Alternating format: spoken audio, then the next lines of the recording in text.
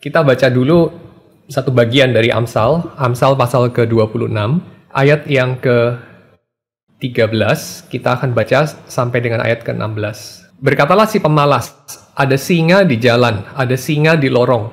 Seperti pintu berputar pada engselnya, demikianlah si pemalas di tempat tidurnya. Si pemalas mencelupkan tangannya ke dalam pinggan, tapi ia terlalu lelah untuk mengembalikannya ke mulutnya.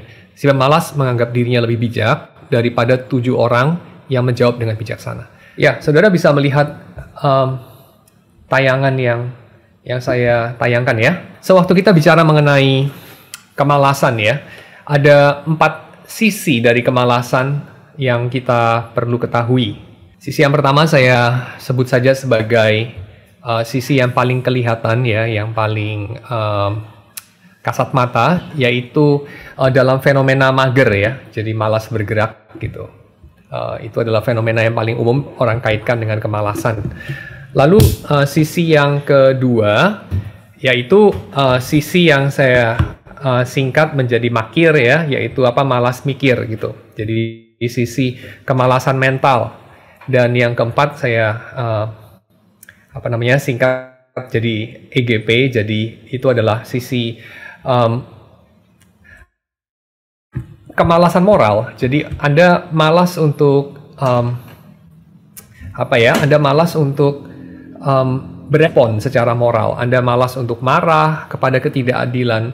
Anda malas untuk berharap bahwa keadaan bisa menjadi lebih baik atau keadaan bisa berubah. Anda punya segudang alasan untuk itu. Anda mengatakan ya kita masih dalam dunia berdosa, which is tentu saja secara teologi benar, tetapi di dalam berita Injil kita mengetahui bahwa ini tentu tidak bisa begitu saja dibenarkan ya. Dan kemalasan yang ketiga itu of course yang paling ultimat, yaitu kemalasan rohani. Jadi pada akhirnya itu dari kemalasan yang paling permukaan, yaitu malas itu pada paling permukaan yang malas bergerak gitu. Jadi seperti ada tubuh yang malas. Di belakang itu ada semacam mindset, yaitu orang tidak ingin susah ya secara mental. Jadi orang tidak suka untuk explore hal-hal baru, orang tidak suka untuk memakai imajinasinya, membayangkan apa yang mungkin. Jadi mereka hanya membayangkan apa yang selama ini ada, mereka tidak membayangkan apa yang tidak ada. Dan akar yang lebih dalam itu adalah urusan moral, yaitu urusan mereka merasa benar sendiri, dan pada akar yang paling dalam itu adalah urusan rohani. Ya, kira-kira itu yang dapat saya ringkas di awal. Mari kita satu persatu masuk kepada poin demi poinnya ya. Oke, poin yang pertama. Jadi malas bergerak ini yang saudara lihat tadi di dalam Amsal ya. Jadi berkatalah si pemalas tadi, ada singa di jalan, bahkan ada resiko di jalan. Ya, kalau saya pergi ke jalan untuk saya bekerja, untuk saya pergi ke ladang dan seterusnya, bisa ada bahaya, ada singa. Ya, jadi ini membawa dia untuk membenarkan sikap terus ada di tempat tidur ya. Dikatakan di sini olok-oloknya adalah seperti pintu berputar pada engselnya. Jadi dia berputar tetapi dia tidak kemana-mana gitu ya. Dikatakan dalam gambaran kedua, si pemalas itu mencelupkan tangannya ke dalam pinggan, ke dalam mangkok ya, untuk seharusnya dia bawa makanan ke mulutnya, tetapi dia terlalu lelah untuk membalikan ke mulutnya ya. Jadi itu kemalasan tubuh. Kita tahu ini seringkali adalah sesuatu yang punya pembenaran atau punya akar atau punya penyebab yang lebih yang lebih daripada sekedar moral tentu. Jadi ada orang-orang tertentu yang terkena depresi ya. Tentu kita tidak mengatakan semudah itu untuk kita bilang kepada orang yang bersangkutan, kamu tidak boleh malas ya, kamu harus melawan itu. Walaupun itu benar, tapi seringkali orang itu tahu juga ya, dan tidak terlalu menolong untuk mengatakan kamu harus lebih rajin semacam begitu ya. kita perlu sesuatu solusi yang lain. Mungkin kalau orang itu betul-betul depresi, ya kita membawanya ke dokter, ya, ke psikolog mungkin, atau kita menyediakan waktu kita untuk mengajak dia pergi berolahraga mungkin, atau just keluar rumah, atau just pergi melihat, menggerakkan tubuhnya ya secara behavioral. So ya, ini saya akan mengatakan tidak tentu memang kaitannya dengan moral, tapi seringkali kaitannya dengan moral ya, atau kaitannya dengan sesuatu yang dia bisa ubah, itu poin saya. Jadi tidak tentu itu dia bisa ubah sendiri ya, mungkin perlu pertolongan orang lain, pertolongan obat mungkin, pertolongan mengubah setting kehidupan mungkin ya, tetapi saya akan katakan bukan sepenuhnya orang itu tidak mampu mengubah ya. Jadi ada juga hal-hal yang berada dalam lingkup tanggung jawab kita, jadi kita bisa ubah juga. So itu kira-kira kita perlu sadar ada dua sisi ya dari kemalasan. Yaitu yang pertama sisi tubuh, yang kedua itu ada sisi mental ya. So nah, ini saya masuk pada sisi mental. Jadi sisi mental ini seringkali disebabkan oleh sikap takut terhadap perubahan ya, takut terhadap hal-hal yang baru, takut terhadap hal-hal yang mungkin tidak bisa dikendalikan ya. Jadi kemalasan itu secara sisi mentalnya adalah karena kalau dalam tubuh tadi malas menggerakkan tubuhnya, kalau mental malas menggerakkan mentalnya, menggerakkan jiwanya. Dan seringkali ini ada kaitannya dengan ketakutan ya, dan ketakutan itu ada kaitannya dengan apa kira-kira saudara kalau di dalam kekristenan? Ketakutan itu di satu sisi ada kaitan dengan menganggap bahwa diri sendiri adalah segala-galanya ya. Jadi ada kaitan dengan pride di dalam tradisi bapak-bapak biara ya, padang gurun itu seringkali keenam dosa maut itu dikaitkan dengan dosa maut ketujuh yang paling pertama ya, yang paling utama, yang adalah ibu dari semua dosa yang lain, yaitu dosa kesombongan ya. Jadi 7 dosa maut itu ada satu yang merupakan sumbernya, dia yang melahirkan yang lain ya.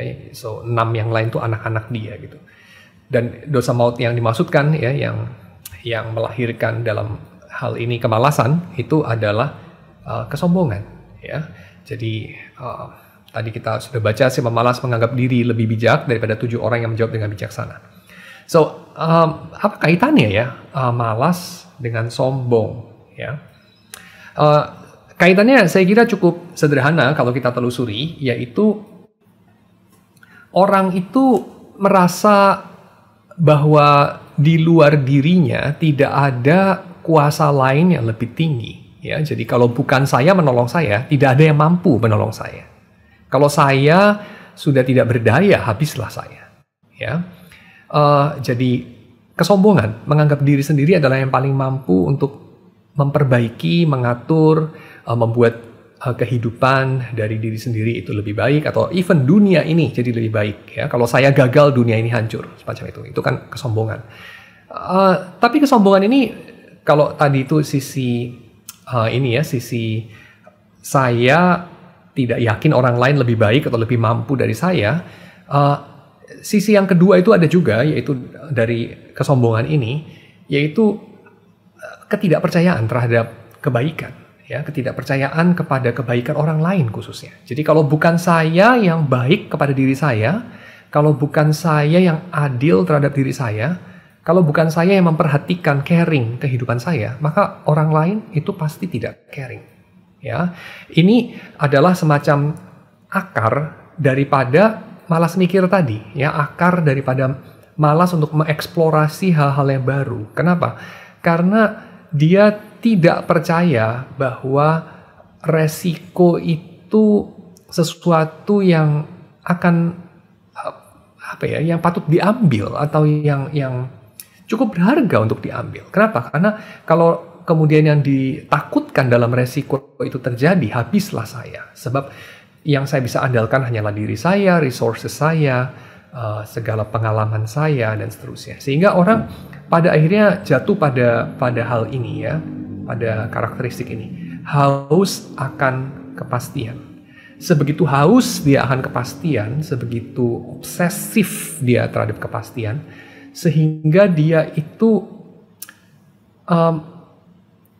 tidak percaya bahwa ada yang lebih penting daripada kepastian. Ya. Dan ini kita bisa lihat berbenturan dengan apa yang menjadi ciri dari orang yang siap untuk menerima datangnya kerajaan Allah. Ya. Orang yang siap untuk menerima datangnya kerajaan Allah, kata Yesus, adalah orang-orang yang lebih haus akan kebenaran daripada akan kepastian. Ya. Lebih haus akan kebenaran daripada lebih haus akan kendali. Lebih haus akan kebenaran ketimbang kehormatan misalnya. Sehingga dia bisa mengamini bahwa dia itu miskin di hadapan Allah. Dia bisa mengamini bahwa dia itu memerlukan kebenaran sebab dia tidak punya itu. Dia tidak punya kebenaran. Ya.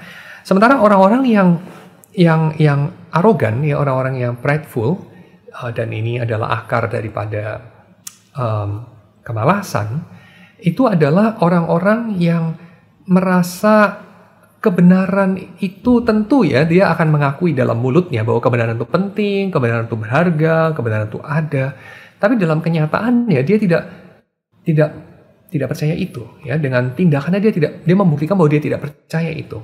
Kenapa? Karena dalam tindakannya dia membenarkan diri sendiri misalnya. Dalam tindakannya dia takut untuk menanggalkan apa yang barangkali salah di belakang untuk mencari kebenaran, ya.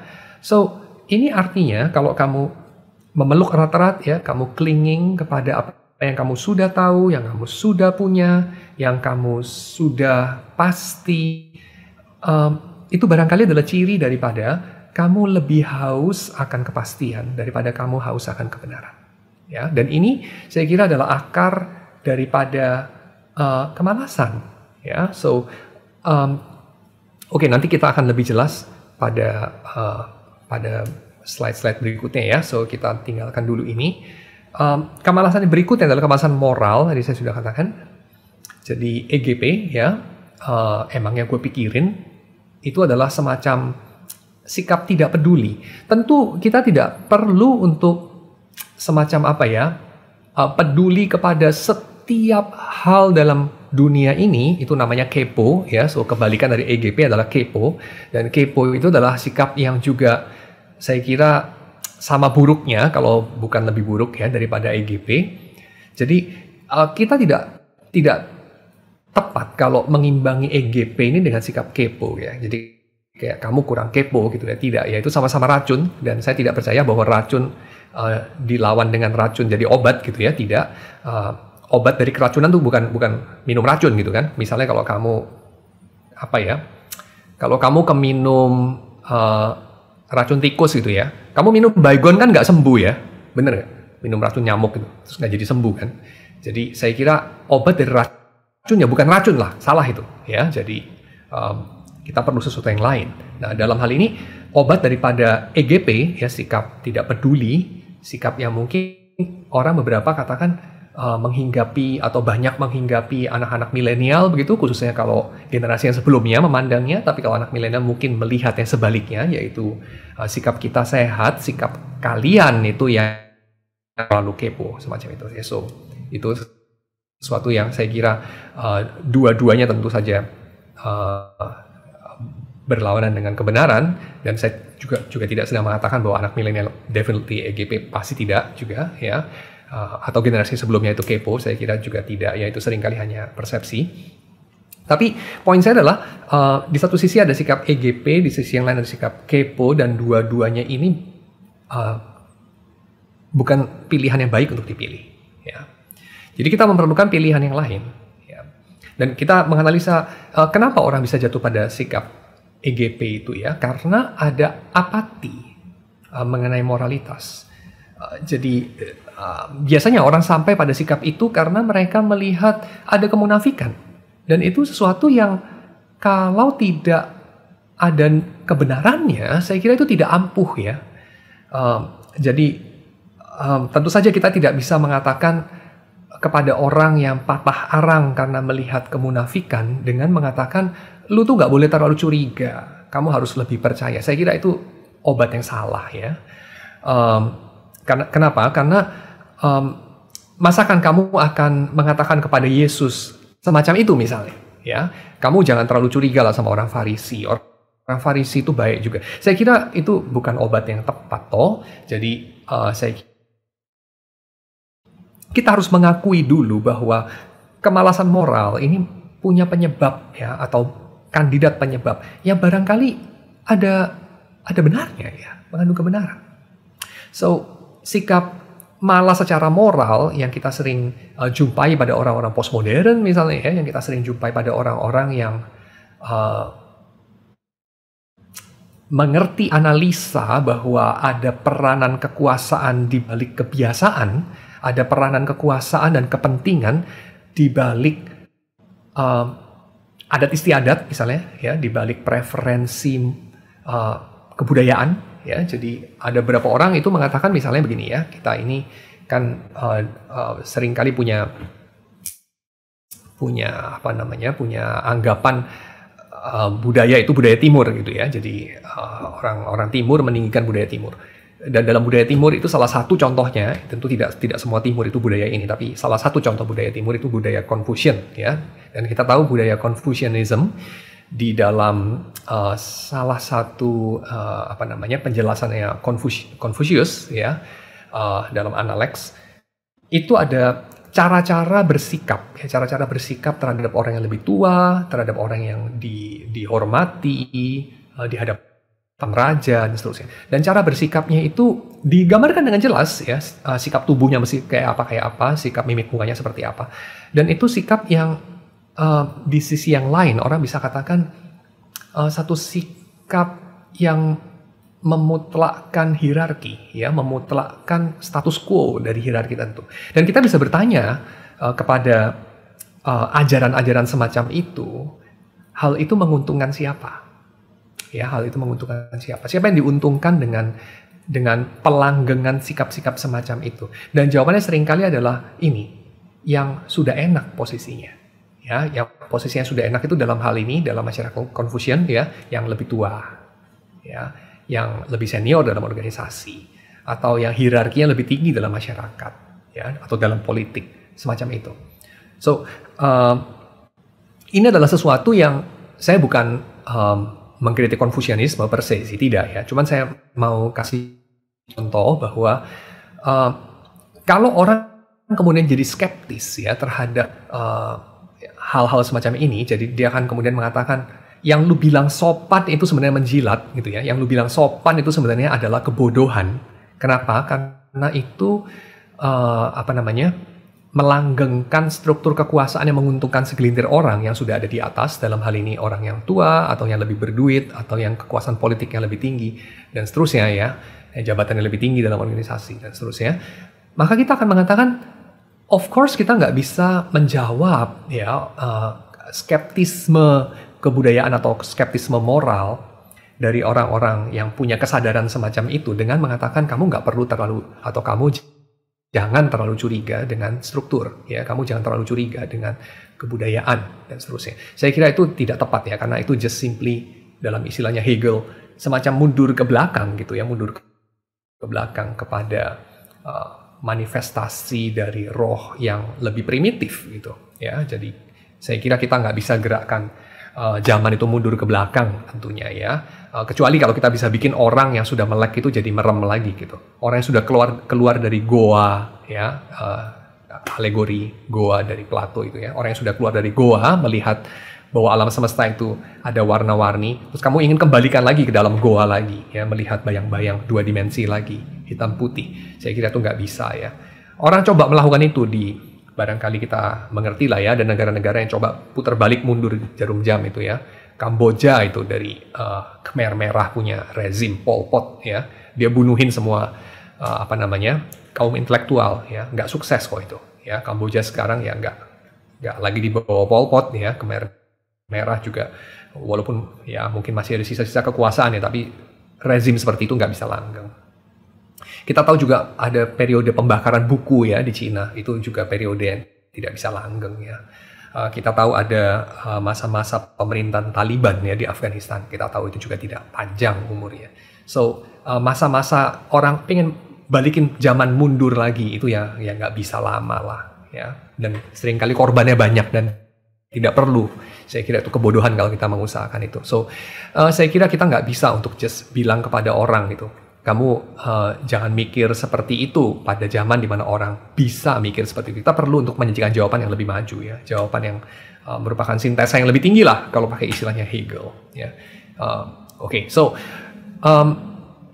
jadi kepada anak-anak milenial ya yang mempertanyakan gitu ya, kebudayaan itu menguntungkan siapa Pak gitu ya, adat istiadat yang seperti ini itu kan dibikin sama orang 3000 tahun yang lalu, dan itu kan hanya ya alat kekuasaan saja. Kita nggak bisa just mengatakan kamu nggak boleh terlalu curiga seperti itu ya. Itu sama saja dengan mengatakan unlearn your philosophy. Ya oke, itu anjuran yang bodoh ya, unlearn your philosophy. So itu jawaban saya terhadap sikap EGP. Kalau sikap EGP ini di-induce sama bahwa kita melek terhadap struktur kekuasaan atau struktur penindasan ya, seperti pada zaman Yesus ya, ketika Yesus membukakan mata mereka terhadap sikap-sikap munafik dari orang Farisi ya, yang menelan rumah janda-janda misalnya ya, yang mengibuli orang dengan jubah mereka untuk ibadah itu yang bagus-bagus ya, dan seterusnya. Itu saya kira tidak bisa diobatin dengan just mengatakan kamu jangan mikir negatif atau kamu jangan terlalu curiga. Itu nggak bisa diobati dengan begitu ya. Kita perlu sintesa yang lebih tinggi. So kemalasan moral atau moral apathy khususnya dalam masyarakat postmodern tidak bisa kita jawab dengan jangan seperti itu. Bahkan kita perlu untuk melakukan seperti yang penulis Amsal pasal 31 ayat 8 sampai 9 itu katakan, yaitu bukalah mulutmu untuk mereka yang bisu ya. Penulis Amsal itu peka terhadap ketidakadilan ya, peka terhadap struktur yang opresif ya, sehingga ada Amsal-Amsal seperti ini ya. Ada orang yang bisu itu tidak bisa ngomong, jadi kita yang bisa ngomong itu harus membuka mulut kita terhadap orang yang bisu ya, orang yang tidak punya mikrofon ya, kita harus menyuarakan suara mereka yang ditutup mulutnya karena tidak dikasih mikrofon semacam itu. Dan di sisi yang lain ada kutukan-kutukan yang keras terhadap orang yang menaruh batu di depan orang yang buta supaya mereka tersandung, atau orang-orang yang merancang muslihat untuk menjebak mereka yang bodoh. Itu sangat dikutuk di dalam Amsal ya, dan saya kira alasannya adalah karena itu hal yang kejam dan umat Tuhan tidak melakukan hal seperti itu ya. Tetapi di sisi yang lain sikap apati terhadap hal-hal yang bermoral ini juga berakar kepada apati terhadap struktur moralitas alam semesta itu sendiri. Jadi kalau tadi saya angkat contohnya itu adalah karena orang-orang yang posisinya ada di kekuasaan itu tidak bisa menjadi panutan yang baik ya, seperti Herodes misalnya, seperti orang-orang Farisi misalnya, atau seperti para imam di bait suci misalnya, tidak bisa menjadi panutan yang baik gitu ya. Tetapi ada juga di sisi yang lain itu alasan mengapa orang apati terhadap moralitas ya, terhadap hal yang baik dan jahat. Zaman sekarang ini nggak ada baik dan jahat, nggak ada hal yang sungguh-sungguh itu tidak boleh ya. Apa itu tidak boleh? Boleh, itu kan bikinan manusia semua ya. Nggak boleh begini, nggak boleh begitu, itu bikinan manusia. Nah itu tidak tentu ya, adalah karena yang ada di atas itu posisinya tidak bisa jadi contoh, tetapi karena mereka meragukan adanya moralitas itu sendiri di dalam jalinan realitas ya. Jadi dalam jalinan realitas ini tidak ada moralitas bagi beberapa orang. Nietzsche misalnya itu menunjukkan akar-akar kesejarahan dari moralitas, ya, akar-akar kebudayaan dari moralitas, akar-akar politis dari moralitas. Jadi moralitas itu baik dan buruk, ya ada banyak sekali itu faktor kekuasaan sebetulnya bermain. Ya, baik dan buruk untuk siapa misalnya kita bisa bertanya dan seterusnya. So, idea mengenai moral universe, mengenai alam semesta yang di dalamnya sudah inbuilt, ya, sudah inherent, itu ada di dalam struktur alam semesta itu, ada moralitas, ya, ada baik buruk, itu diragukan, ya. Dan ini membawa orang kepada apa? Membawa orang kepada sikap juga live and let live, ya, kepada sikap ya udah itu baik buat lu, ya udah lu hidupin aja. Ini baik buat gue, ya udah gue hidupin aja, tanpa ada semacam down dalam moralitas. Tapi saya kira kita tidak bisa sebegitu gampang juga mengatakan orang postmodern itu percaya bahwa setiap orang itu hidup dalam pulaunya sendiri, ya, pulau moralitasnya sendiri dan seterusnya.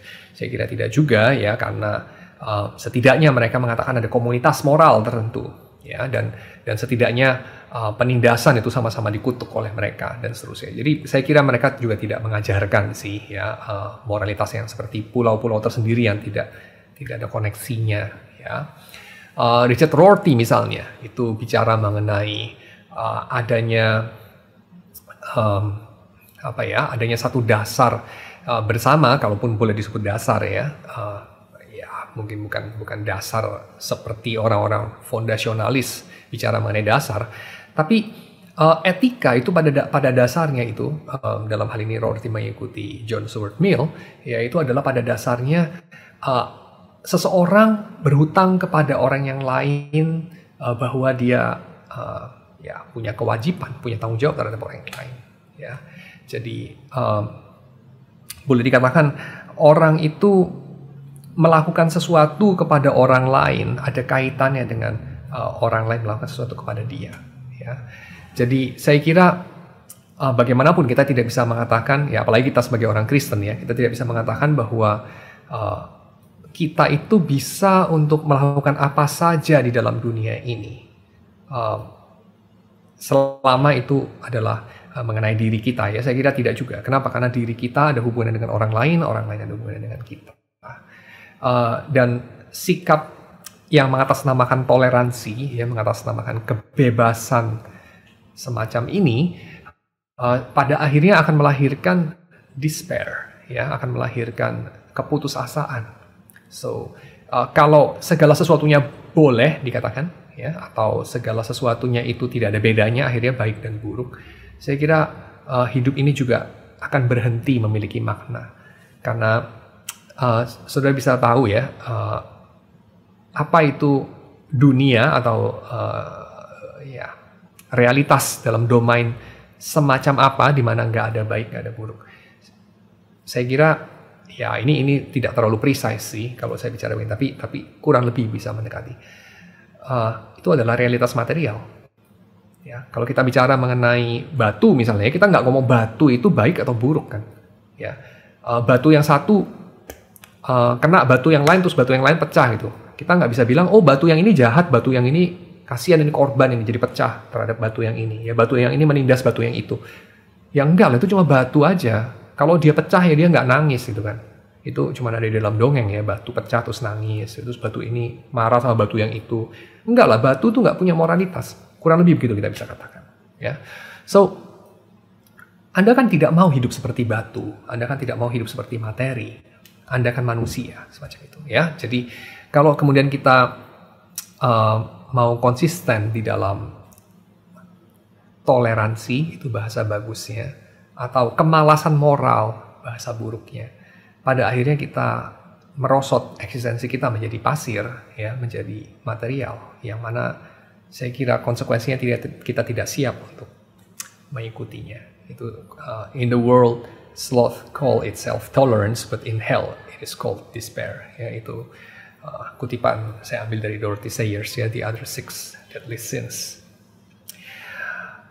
Oke, so yang keempat, ya, wajah keempat dari kemalasan ini adalah akedia, ya. Akedia itu artinya adalah semacam kemalasan rohani, ya. Jadi itu ada satu judul buku dari Nan Jun Kim, saya kira mencerminkan itu, busy for self but lazy for God, ya. Tidak berselera dalam lukisan yang terkenal mengenai Seven Deadly Sins itu. Bagian akhir dia itu adalah bagian orang yang tertidur, ya, dan coba dibuat untuk berselera terhadap hal rohani gitu, dikasih Alkitab sama orang yang lain dan dia seperti tidak bisa bangun gitu, ya.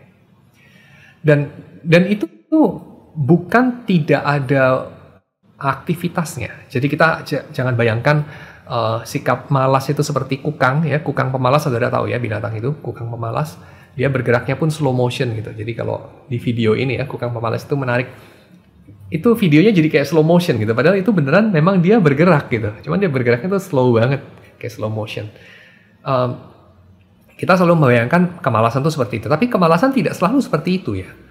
Kemalasan itu bisa juga keluar dalam wujud frantic, ya. Keluar dalam wujud itu kepanikan. Keluar dalam wujud yang obsesif terhadap satu kegiatan atau hal secara repetitif khususnya, ya.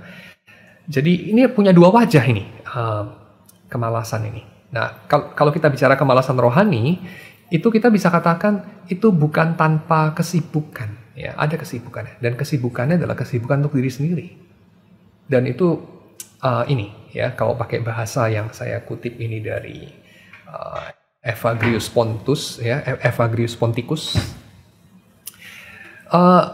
Dia melihat ke sini sana, he looks about anxiously this way and that, dan dia mendesah, ya, a sigh that none of the brethren come to see him, and often goes in and out of his cell and frequently gazes up at the sun as if it was too slow in setting. Jadi dia gelisah melihat ke sini dan ke sana, dan kok tidak ada saudaranya yang datang, tidak ada sesama biarawan itu yang datang untuk melihat, yang berkunjung. Dan dia sering keluar dari selnya dan masuk lagi dan melihat ke matahari, kok matahari tidak bergerak, ya. And so a kind of unreasonable confusion of mind takes possession of him like some foul darkness. Ya, itu gambaran dari kemalasan rohani dari Evagrius Ponticus. Bukan dicirikan dengan ketenangan, justru bukan dicirikan dengan sikap tubuh yang diam dan tidak ngapa-ngapain, ya, tapi justru kegelisahan. Nah, ini saya kira di-induce juga, ya, oleh media internet, ya, yang punya hyperlink. Jadi kalau kita buka tab internet itu kan ada hyperlinknya banyak banget. Jadi kita akan terdorong, ya, pasti terdorong untuk membuka hyperlinknya. Jadi link ke sini, link ke sana, link ke sini, ke sana. Terus akhirnya kita tersesat dalam rimba raya cabang-cabang dari hyperlinks yang begitu banyak, ya. Dan itu membiasakan mental kita untuk mengalami seperti yang Evagrius Ponticus itu lakukan, dan pada akhirnya itu akan terasa banget, ya, ketika internetnya mati gitu, ya. Jadi ketika wifi-nya mati gitu, itu kita mengalami kayak kalau narkoba itu sakau, ya, kita mengalami sakau, ya. Cuma sakaunya itu sakau wifi gitu. Oke, sekarang Anda sudah tahu bahwa malas itu tidak tentu seperti binatang sloth, ya, tapi malas itu bisa juga mewujud dalam rupa kegelisahan. Nah, sekarang saya sedikit explore hal ini, ya. Kita masuk pada slide berikutnya, yaitu ada spesies yang namanya ini, ya, lazy workaholic. Jadi pemalas yang sibuk. Apakah Anda pemalas yang sibuk? Dan ini saya kutip dari seorang bernama Robin Camarotney, ya. Dia mengatakan seorang pemalas yang sibuk itu bukan tidak bekerja, dia bekerja banyak banget, ya. Tapi bekerja tanpa mikir. Itu adalah bekerja yang reaktif doang. They are in constant reactive mode. instead of proactively charting the course for the day, they let years fly by responding to anyone and everyone shouting jump. Ya, jadi dia bilang ini adalah mereka berada dalam keadaan yang reaktif. Ya, saya ingat Pak Billy pada satu ketika pernah komentar mengenai seorang kawan yang kok sepertinya dia cepet banget dalam membalas WA ya. Balasnya lama, masalah ya, balasnya cepet, masalah juga gitu ya. Cuman ya itu agak bercanda ya. Jadi kayak ada seorang kawan itu dia kayak memantau aja gitu. Jadi di salah satu grup WA itu kalau ada berita apa dia cepat sekali untuk bereaksi gitu. Semacam itu, constant reactive mode. Ya nggak tentu kawan itu seperti itu sih ya. Cuman kurang lebih sikap seperti itu. Sikap yang selalu siap untuk menanggapi permintaan terakhir, ya permintaan terakhir dari orang lain. Reaktif. Jadi kalau di dalam elements ya unsur-unsur kimiawi itu sudah pasti dia bukan helium ya, sudah pasti dia itu bukan argon, tapi dia itu mungkin mirip potasium ya atau mirip dengan sodium gitu. Jadi sangat reaktif gitu. Dan itu adalah tanda kemalasan, ya tanda kemalasan. Tentu sejenis kemalasan yang berbeda dengan kemalasan tubuh ya. Yang kedua, pemalas yang sibuk berfokus pada ekspektasi dan anggapan orang-orang terhadap mereka. Jadi dia sangat sensitif terhadap orang mikir apa tentang gua, dunia mikir apa tentang gua. Dia tidak pernah berhenti untuk berpikir ngapain gua lakukan semua ini. Ya, jadi kenapa aku harus misalnya membenarkan diriku, aku harus membuktikan diriku sebagai orang yang hebat, atau orang yang rajin, atau orang yang bermoral tinggi, atau orang yang mengutuk perbuatan yang tidak bermoral, atau whatever. Ya, dia tidak pernah berhenti untuk berpikir, untuk apa semua itu kulakukan? Untuk apa aku melakukan proyek ini, proyek itu, pencapaian ini, pencapaian itu. Dia tidak pernah berhenti untuk memikirkan seluruh proyek hidup dia. Jadi yang dia lakukan hanyalah dari jam ke jam, dari detik ke detik, dari menit ke menit, memenuhi ekspektasi dan poking-poking dari orang lain, ya, dari dunia ini. Melakukan apa yang perlu, kadang-kadang itu yang dikatakan. Tetapi masalahnya begini, saya kutip dari John Spencer, busy is fast, busy is careless, busy is a hamster wheel that never ends and sprint up the ladder without ever asking where it leads. Ya, itu masalahnya.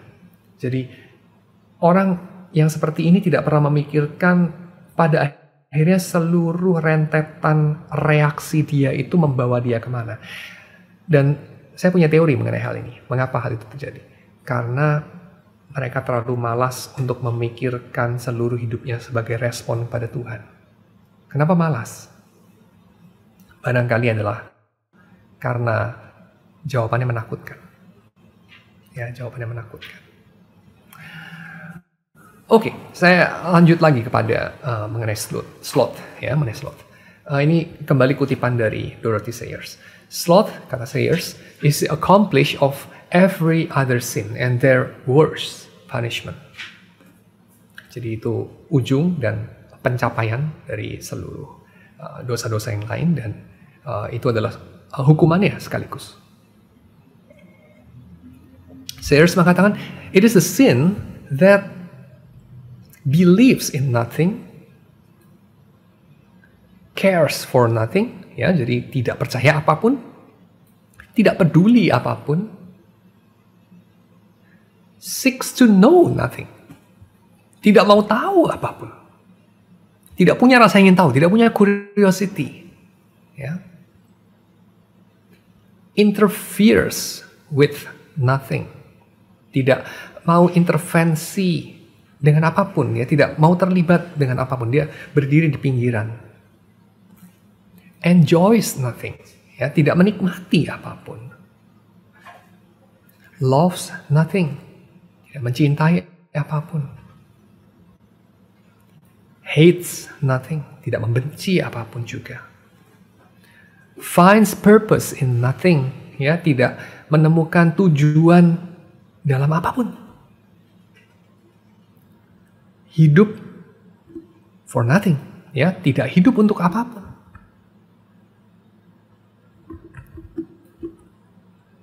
Dan dia hanya tetap hidup karena tidak menemukan alasan untuk mati juga. Ya, and remains alive only because there is nothing it would die for. Jadi, coba kamu pikirkan, ini ciri masyarakat apa? Ya, believes in nothing, cares for nothing, seeks to know nothing, interferes with nothing, enjoys nothing, loves nothing, hates nothing, finds purpose in nothing, lives for nothing, die for nothing. Masyarakat apa? Masyarakat yang seringkali tidak menyediakan makna apapun. Kenapa? Karena tidak mau bertengkar mengenai makna. Ya, kan kita tidak boleh memaksakan nilai kita kepada orang lain semacam itu. Ya, masyarakat sekuler dengan kata lain, saya kira kita banyak menemui hal semacam ini. Ya. Kita sudah mengetahui lama sekali, ya, karakteristik semacam ini dalam masyarakat, tapi kita tidak tahu bahwa itu adalah bagian daripada mortal sin, ya, kata Sayers. Oke. Jadi kesimpulannya mengenai hal ini, ya, lazy workaholic ini, saya mengutip dari Kathleen Norris yang juga dikutip sama R. Paul Stevens, ya. Apakah Anda hidup untuk bekerja atau Anda hidup untuk bersantai? Itu adalah dua sisi dari koin yang sama. Ya, lu mau hidup buat kerja, dengan kata lain, kamu mendedikasikan hidupmu untuk accomplish something, ya, ataupun kamu tidak punya tujuan hidup. Itu dua koin yang sama, ya. Yaitu apa? Yaitu kemalasan. Hanya bedanya, orang yang hidup untuk bekerja, orang yang sibuk untuk bereaksi, ya, orang yang sibuk untuk pada akhirnya menutupi kemalasannya dengan kesibukan, ukuran suksesnya adalah efisiensi, metodenya standarisasi. Dia hanya bertanya ini, apakah sukses? Seberapa sukses? Ya, pengakuannya mana? Kalau pakai bahasa orang akademisi mungkin skopusnya udah berapa? Kalau pakai bahasa orang yang ini ya, yang performer gitu ya, dia perform di mana? Apakah di Carnegie Hall? Wah, udah hebat dia. Penontonnya berapa? Ya, penontonnya 1.000 kah? Atau 10.000 atau 500.000? Ya, kalau rocker misalnya ya. Jadi dia hanya bertanya sukseskah? Tapi dia tidak pernah bertanya untuk apa? Untuk siapa dia sukses? Tujuan akhirnya itu selalu luput dari pertimbangan. Itu saya kutip dari William Ford, ya, tentang pragmatisme dan teknologi.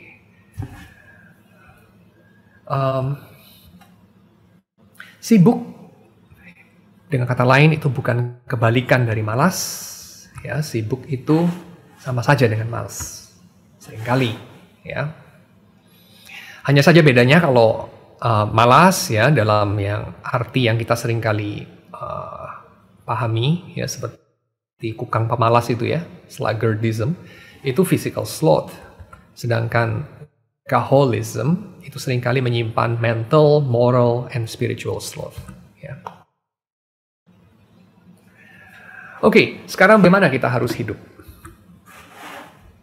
Saya kira ini, kita harus berani untuk menghadapi, apa ya, kalau pakai istilahnya William James, ulat di dalam apel kehidupan, ya. Atau kita harus berani untuk menghadapi depresi yang seringkali menghantui orang-orang pada usia pertengahan, dan atau just general feeling blue, ya.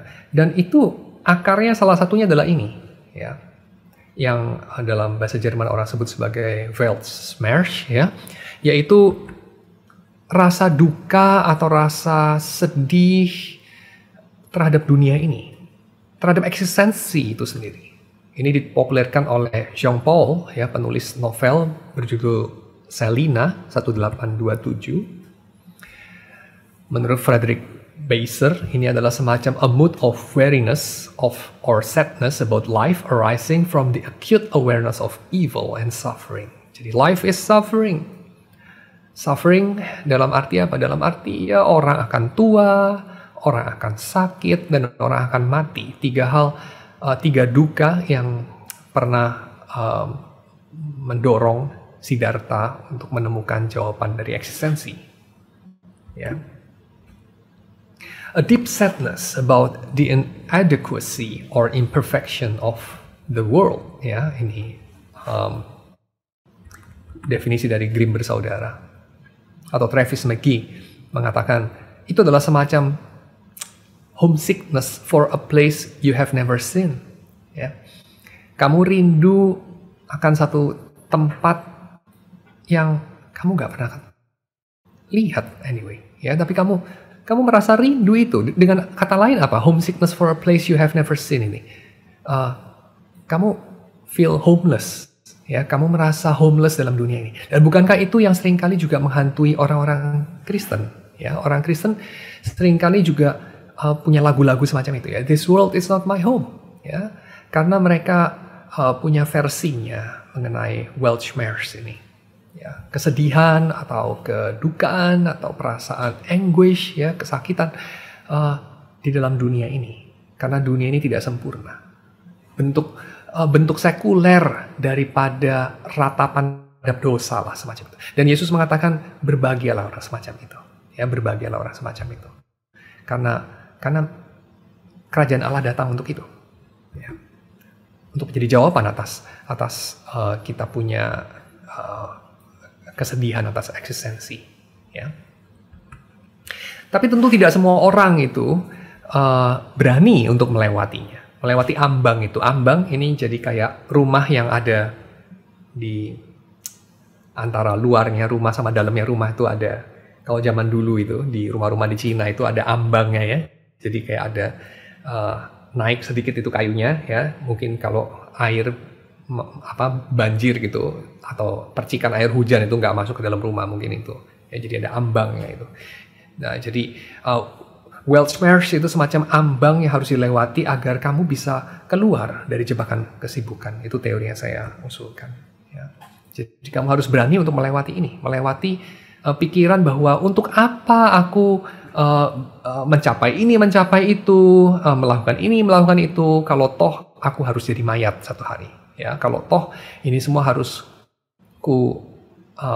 kuwariskan kepada orang yang entah bodoh, entah itu berbijaksana, dan seterusnya. Ya, seperti kata pengkhotbah. Jadi bacalah kitab pengkhotbah lah, saya kira. Maka kamu akan menghadapi yang orang seringkali paling takutkan, yaitu apa? Yaitu ini, Weltschmerz. Ya, yaitu kamu akan tahu bahwa apel eksistensi itu, apel kehidupan itu ada ulatnya. Kalau pakai istilahnya William James, ya. Sehingga kamu akan bertanya pertanyaan ini. Hidup itu bukan untuk sibuk, kerja bukan untuk membuktikan diri, bukan supaya immortal, ya. Tapi, atau jadi, kalau dengan demikian, ya, kalau hidup bukan untuk sibuk, kerja bukan untuk membuktikan diri, dan kerja juga bukan untuk menjadikan kita punya nama dikenang, ya, menjadi immortal. Jadi untuk apa kita bekerja? Kita masih berani bertanya itu. Kita masih berani bertanya untuk apa hidup dan keberadaan ini.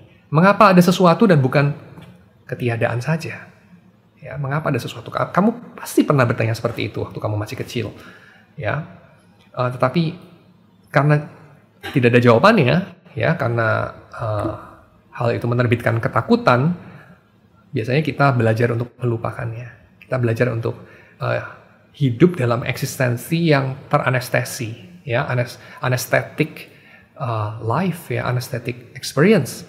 Jadi itu kayak kamu hidup setengah mabok sebenarnya, setengah tidur, ya, karena kamu tidak berani untuk memikirkan eksistensi itu sendiri. Tapi saya mengajak kita untuk hidup dengan berani, ya, beranilah memikirkan hal-hal ini sampai depresi. Kenapa? Karena kita punya jawabannya. Kita punya Yesus, Yesuslah jawabannya. Yesus adalah jawabannya, tapi kita mungkin tidak mengerti pertanyaannya karena kita menghindari pertanyaannya. Tanpa mempertanyakan eksistensi dan alasan untuk hidup, pekerjaan kita hanya sekedar kesibukan yang adalah topeng dari kemalasan. Kemalasan apa? Mungkin bukan kemalasan tubuh sih, tapi kemalasan jiwa, ya, kemalasan hati. Dan akarnya tadi kita tahu, kenapa kita malas? Karena kita sombong. Karena buat kita yang ada hanyalah diri saya. Ya, saya nggak sudi ditolong, termasuk oleh Tuhan. Tapi tentu kita nggak boleh ngomong gitu, karena itu kelihatan sombong. Dan saya nggak mau kelihatan sombong, kenapa? Karena saya sombong. Ya, jadi saya nggak mau kelihatan buruk. Jadi saya harus ya menutupi itu. Dan ya of course kita hidup bergantung sama Tuhan. Of course semuanya ini adalah anugerah Tuhan. Of course manusia nggak ada apa-apanya. Of course manusia itu penuh dengan dosa dan seterusnya. Tapi ya of course kita sebetulnya tidak sungguh-sungguh memaksudkan yang kita ngomong, ya, karena of course itu harus mengakui kemiskinan kita di hadapan Tuhan.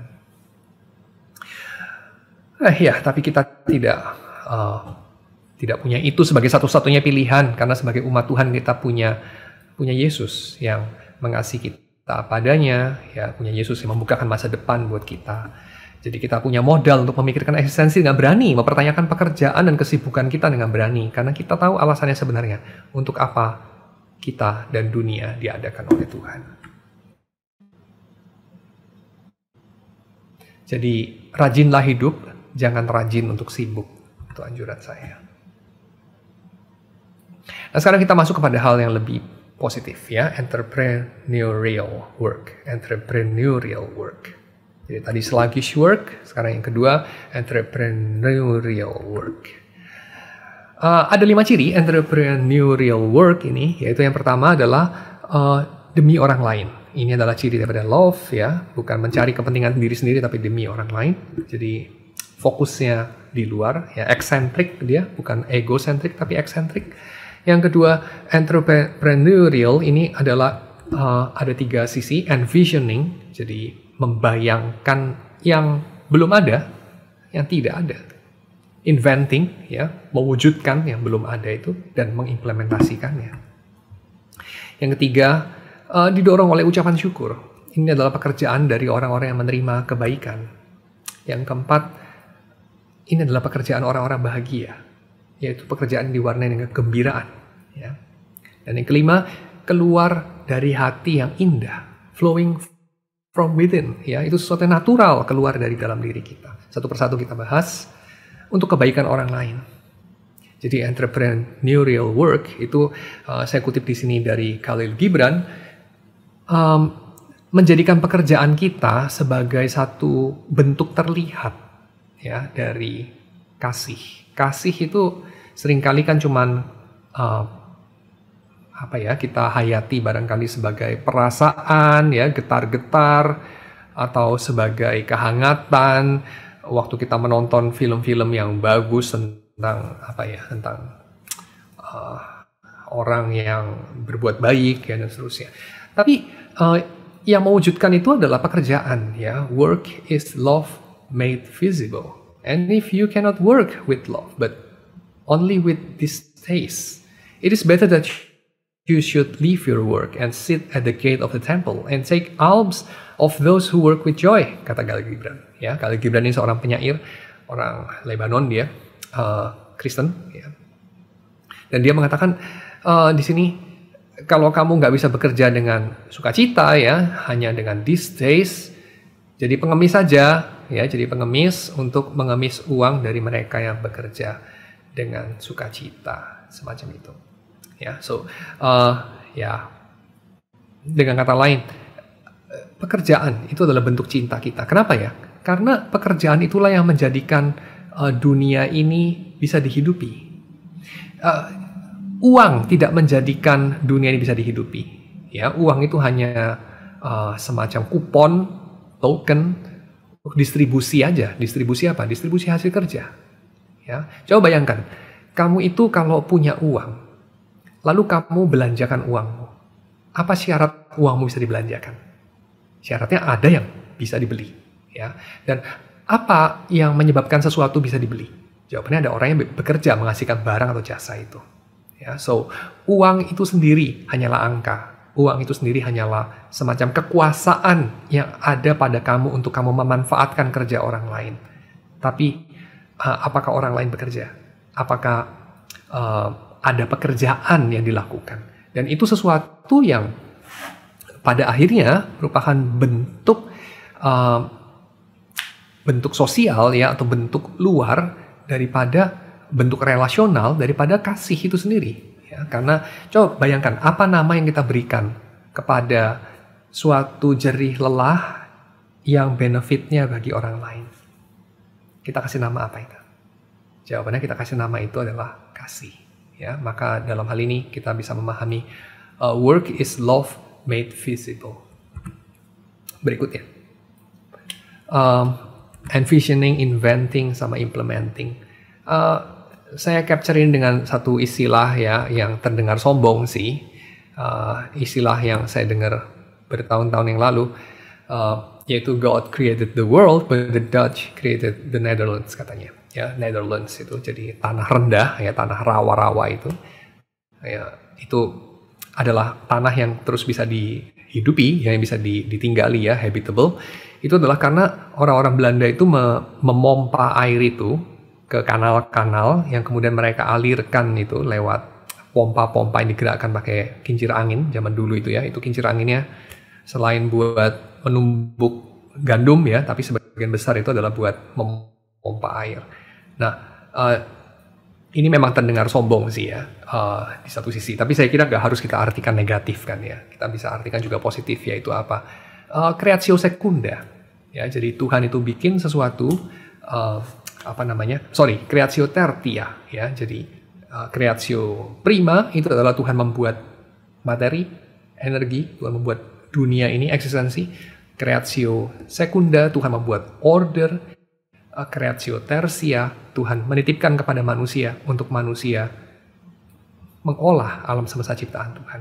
Ya, creatio tertia. Mandat ciptaan, mandat kebudayaan. Ya, Tuhan mengatakan apa? Beranak cuculah, bertambah banyaklah, penuhilah bumi, taklukkanlah itu, berkuasalah atas ikan-ikan di laut, burung-burung di udara, dan segala hewan yang melata di atas permukaan bumi. Ya, itu adalah creational mandate, dan inilah yang dilakukan di dalam kalimat ini ya oleh penduduk dari Netherlands itu, untuk kemudian dia mengeringkan tanah itu dan membuat habitable land out of swamps ya. Jadi apa? Rawa-rawa itu dikeringkan. So, saya kira semacam itu orang membayangkan apa yang mungkin dari ciptaan Tuhan ini bisa diapain ya. Tentu itu sesuatu yang kita perlu implementasikan dengan mempertimbangkan hukum ciptaan. Misalnya kita harus bertanya, kalau hutan ini saya rubah jadi kebun kelapa sawit, itu apakah Tuhan senang apa tidak? Ya, tentu kita tidak bisa just mengatakan, kan boleh-boleh aja, kan legal. Ya, maka kalau saya membakar lahan sebesar kota Seoul untuk membuat perluasan daripada perkebunan kelapa sawit saya, sudah pasti Tuhan berkenan, apalagi kalau saya kasih 1/10 kepada Tuhan. Saya kira itu bukan hal yang baik ya, bukan hal yang bertanggung jawab. Kita perlu pertimbangan yang lebih matang. Dan berikutnya, ini didorong oleh perasaan bersyukur ya. Jadi gratitude. Orang reform itu seharusnya didorong pelayanannya oleh perasaan bersyukur. Sehingga ini adalah etika bukan supaya, dengan kata lain, kita melakukan sesuatu untuk efeknya, tapi kita melakukan sesuatu karena sesuatu yang sudah dilakukan Tuhan kepada kita. Ya, jadi bukan supaya, tetapi karena. Dan ini saya bagi menjadi beberapa prinsip ya. Yang pertama, bukan dimotivasi oleh ketakutan. Banyak orang itu bekerja karena takut ya, takut orang lain lihat apa, takut miskin, takut nanti dihina, dan seterusnya ya. Jadi dimotivasi ketakutan, dimotivasi insecurity. Bukan. Juga bukan demi mendapatkan hal yang positif ya, yaitu mendapatkan penghargaan, pengakuan, ya, penerimaan. Bukan. Bukan karena dua hal itu, tapi didorong oleh ucapan syukur. Didorong oleh kasih kepada Allah dan sesama. Bukan karena menghina diri, bukan karena memuja diri, bukan karena ingin menjilat orang lain atau mengesankan orang lain ya, sehingga orang lain takluk, mau tidak mau mengakui, mungkin bukan menjilat sih ya, tapi membuat orang lain tunduk gitu. Bukan itu semua. Ya, jadi bukan menghina diri atau menghina orang lain, bukan memuja diri atau memuja orang lain. Tetapi karena takjub. Takjub oleh apa? Takjub oleh kasih karunia dan keindahan Tuhan. Itu namanya kita bekerja keluar dari ucapan syukur. Ya. Nah, kita bayangkan kita seringkali bekerja itu keluar dari apa ya? Poin berikutnya joyful ya. Jadi manusia itu diciptakan untuk kehidupan yang penuh sukacita dalam kebenaran. Coba kita bayangkan Tuhan ciptain manusia itu buat apa? Dewa-dewa ya, dalam pengertian orang-orang Kanaan ya, menciptakan manusia karena mereka nggak suka kerja. Jadi mereka itu menciptakan budak. Manusia itu diciptakan para dewa untuk melayani para dewa. Tapi Tuhan kita nggak perlu budak-budak ya, karena Tuhan itu cukup dengan dirinya sendiri. Tuhan kita itu Tuhan yang sudah Tritunggal, Tuhan yang sudah Maha Kuasa, dan tidak perlu manusia lah. Ya, dia tidak seperti dewa-dewa orang Kanaan atau orang Sumeria. Jadi Tuhan menciptakan manusia untuk apa? Jawabannya untuk persekutuan, untuk manusia berbahagia dalam hidupnya, untuk manusia itu boleh menjawab dia, untuk manusia itu boleh berbahagia dalam kasih dengan dia. Jadi manusia diciptakan untuk kehidupan yang penuh sukacita dalam kebenaran, keadilan, dan kasih. Ini adalah gambaran shalom ya. Oke, so bayangkan kontrasnya dengan pekerjaan yang diwarnai dengan perbudakan korporasi ya, demi kemuliaan segelintir oligark dan seterusnya. Tidak ya. Pekerjaan kita adalah persekutuan dengan Allah yang sudah cukup dengan dirinya dan menciptakan kita demi persekutuan dengan Dia yang tidak Dia perlukan itu. Jadi diwarnai dengan kebebasan sebetulnya. Dan persekutuan ini tidak hanya antara manusia dengan Allah ya, tetapi juga segenap ciptaan dengan Allah. Jadi Anda bisa bayangkan dalam gambaran eskatologis itu bukan cuma ada Tuhan dengan jiwa-jiwa manusia ya, tapi Tuhan juga dengan segenap ciptaan yang lain ya. Gambarannya Taman Eden ya, bahkan lebih sebetulnya, kota Allah itu. So, ada segenap makhluk-makhluk yang lain juga. Sehingga ini melahirkan apa ya? Pekerjaan yang mengalir keluar dari dalam diri. Ini dalam bahasanya penulis Amsal itu berpakaian kekuatan dan dignitas ya, clothed with strength and dignity flowing from within, not timid, not sheepishly compliant, not frivolous, but truly beautiful in every area of her life. Itu personifikasi dari hikmat itu digambarkan seperti itu. Oke, so saya akan masuk kepada creation mandate. Jadi kita seringkali membagi ya antara pekerjaan Allah dengan pekerjaan manusia. Memang benar ada distingsi, tetapi saya kira di dalam tataran realitasnya nggak bisa dipisahkan ya kedua hal itu. Ini tadi saya kutip pekerjaan penciptaan itu ya. Mandat dari Tuhan, beranak cuculah, bertambah banyaklah, penuhilah bumi, taklukkanlah itu ya. Tetapi kalau kita baca di dalam Mazmur, apa yang dikerjakan manusia ini adalah apa yang dikerjakan Tuhan juga. Jadi ada concurrence ya dalam ajaran Bavinck mengenai tindakan Tuhan ya, mengenai divine action, providence. Itu adalah ajaran mengenai concurrence, yaitu pekerjaan Tuhan dan pekerjaan manusia itu saling terjalin menjadi satu, sehingga kita bahkan nggak bisa pisahkan. Salah satu contohnya kita bisa lihat dalam Mazmur 104 ya, pasal 104 ayat 20-24 ini. Dikatakan, apabila engkau mendatangkan gelap, maka hari pun malamlah. Itu siapa engkau di sini? Tuhan. Ya, Tuhan mendatangkan gelap, hari menjadi malam. Nah, kita tahu Tuhan mendatangkan gelap itu terdiri atas atom-atom bergerak ya, gravitasi dan materi dan apa segala macam ya. So yang mana adalah gerakan materi, yang mana adalah pekerjaan Tuhan, nggak dipisahkan di sini. Oke, ketika itulah bergerak segala binatang hutan. Binatang hutan bergerak itu memangnya Tuhan yang mendorong singa-singa muda mengaum-aum akan mangsa, menuntut makanan dari Allah. Memangnya Tuhan itu yang menggerakkan mulut singa-singa, dia pakai tangannya membuka mulut singa. Enggak ya. Singa itu ya memang secara instinktif dia mencari makan di malam hari. Tapi pemazmur memahaminya sebagai dia menuntut makanannya dari Allah. Apabila matahari terbit, Berkumpullah semuanya di sini adalah hewan-hewan itu, dan berbaring di tempat perteduhannya. Jadi hewan-hewan beristirahat, malam mereka mencari makan, siang mereka beristirahat. Lalu dikatakan manusia pun keluarlah ke pekerjaannya, dan ke usahanya sampai petang. Lalu ditutup dengan apa? Dengan satu doksologi, betapa banyak perbuatanmu ya Tuhan, sekaliannya kau jadikan dengan kebijaksanaan, bumi penuh dengan ciptaanmu. Ciptaan itu bukan cuma di awal, ya, ciptaan itu juga termasuk penyelenggaraannya di tengah-tengah sampai kesudahan. Dan itu semua pemazmur katakan sebagai perbuatan tangan Tuhan. Ya, perbuatan tangan Tuhan yang Tuhan execute dengan kebijaksanaan. Coba tadi kita lihat di atas ya. Pergerakan planet, pergerakan hewan, pekerjaan manusia. Kok dikatakan betapa banyak perbuatanmu ya Tuhan? Aneh kan? Yang di atas itu dikatakan kan mengenai pergerakan dari materi dan gravitasi dan seterusnya, juga insting hewan-hewan dan tanaman dan manusia. Kenapa dikatakan sebagai pekerjaan Tuhan, perbuatan Tuhan?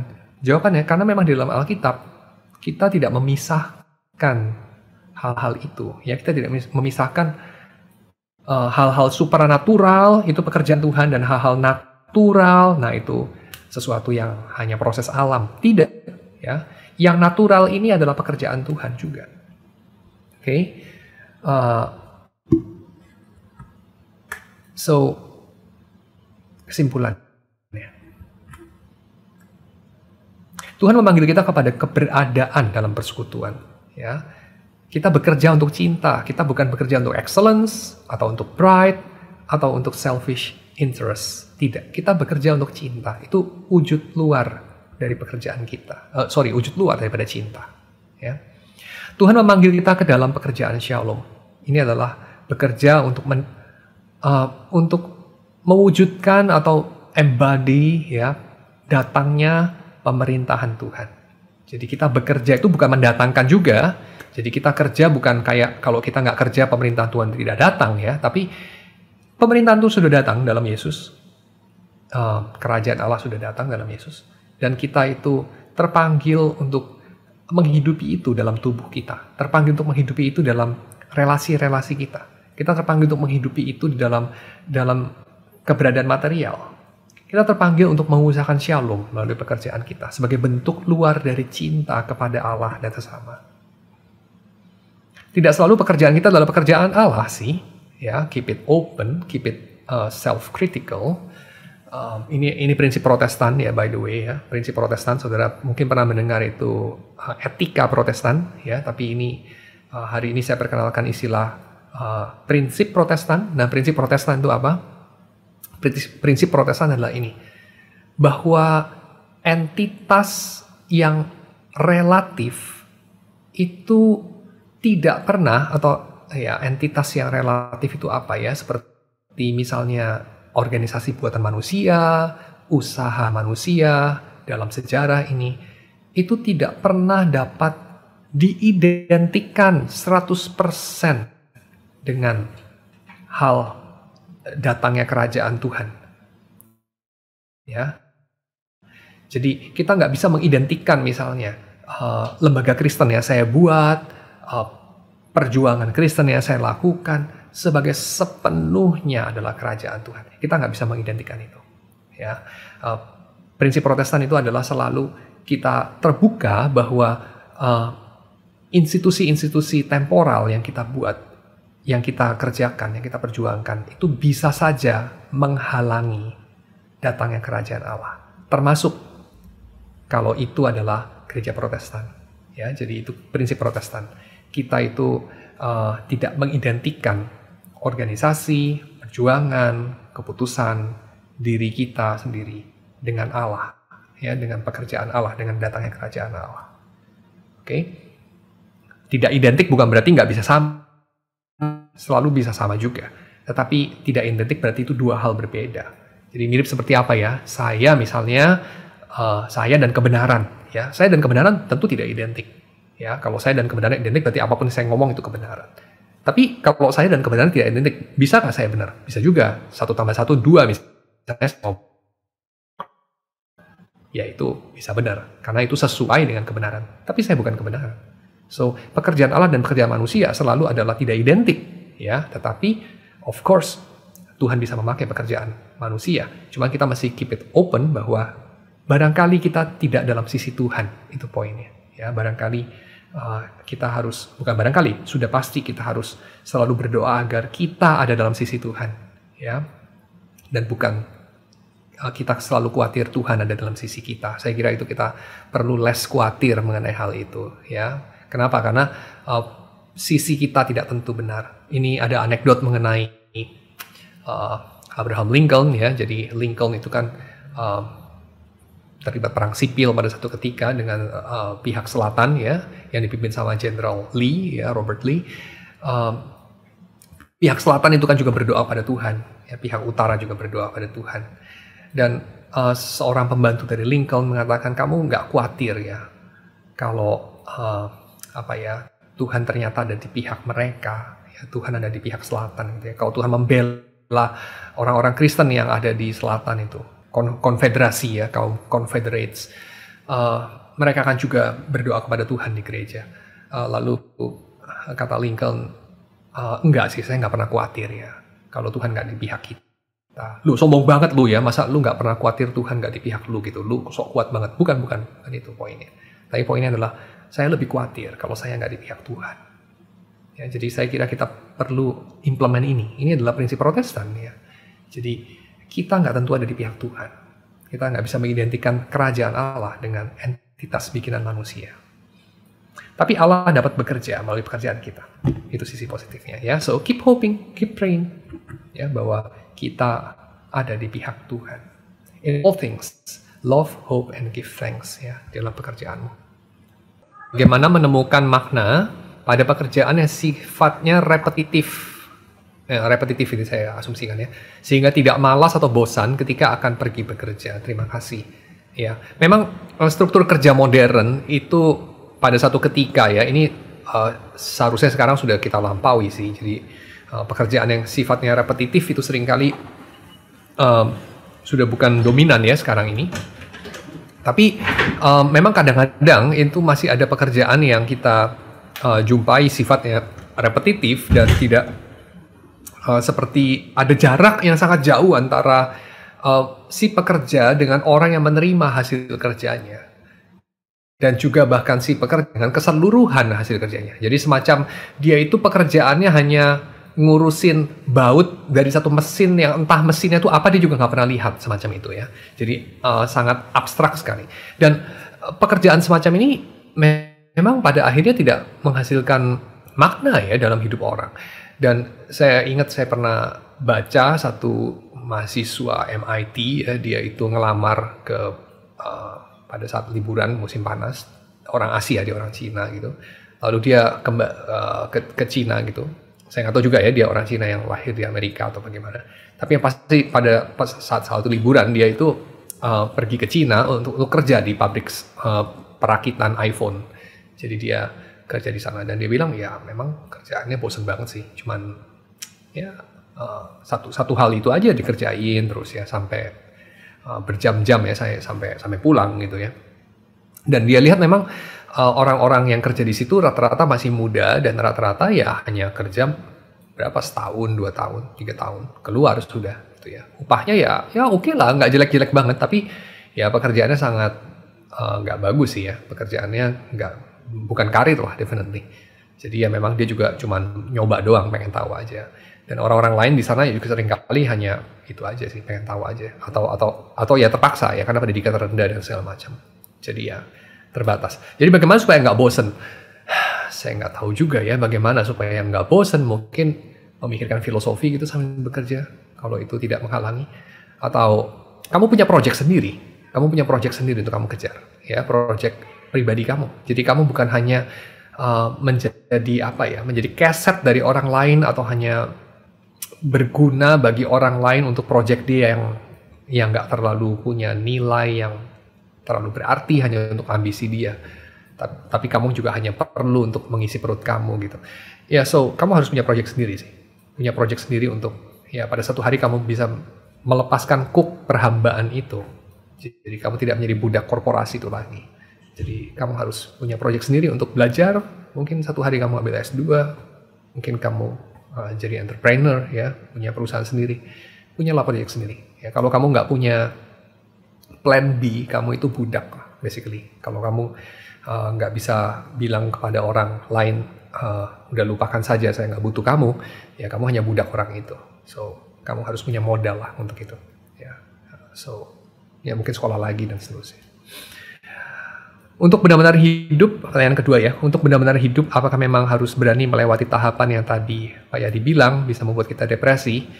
Saya kira iya. Orang yang tidak tahu untuk apa dia hidup, ya orang itu menghidupi hidup yang tidak layak dihidupi, kata Socrates. Saya percaya betul hal itu. Ya. Walaupun Socrates itu penyembah Tuhan yang palsu lah ya. Jadi dia itu kan juga bukan penyembahnya Allah Abraham, Ishak dan Yakub ya. Tapi Agustinus bilang, dan Calvin juga bilang, bahwa saya kira Calvin benar juga dalam hal itu. Iya, orang-orang yang tidak mengenal Allah pun itu bisa diberkati oleh Tuhan untuk menemukan kebenaran. Ya.